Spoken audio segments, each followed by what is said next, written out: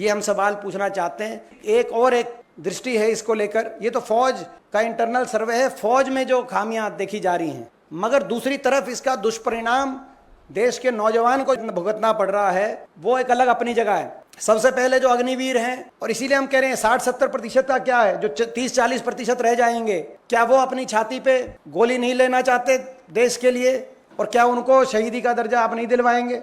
इसीलिए हमने कहा कि पूरी 100% पक्की भर्ती होनी चाहिए, 60-70% का कोई मायने नहीं। पहली बात। दूसरी बात, जो रुचि कम हुई है देश के नौजवान में भर्ती के प्रति, वो पूर्णतः सरकार की ये विफलता, इस नीति की विफलता है।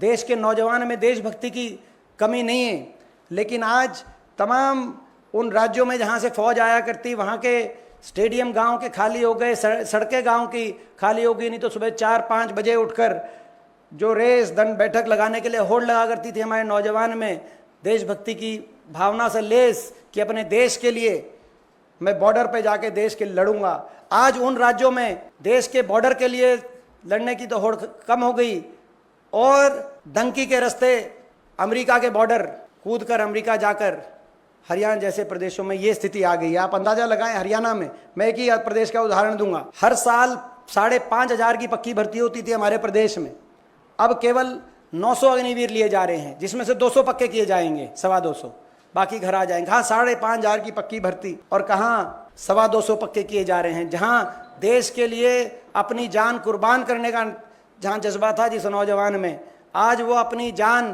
की कुर्बानी की बाजी लगाकर डंकी के रास्ते पनामा के जंगल से होते हुए अमेरिका का बॉर्डर क्रॉस करने की वहाँ का नौजवान सोच रहा है। ये स्थिति ला दी इस सरकार ने। आपने देखा होगा कि एक रिपोर्ट भी आई हरियाणा के नौजवान को लेकर, जिसमें रिपोर्ट में कहा, इंडिया एम्प्लॉयमेंट रिपोर्ट 2024, जिसमें कहा कि 55% पढ़े लिखे नौजवान हरियाणा प्रदेश के, हरियाणा से बाहर रोज़गार का सपना लिए हुए बाहर जाने के प्रयास में है या जा चुके। तो ये स्थिति बन गई।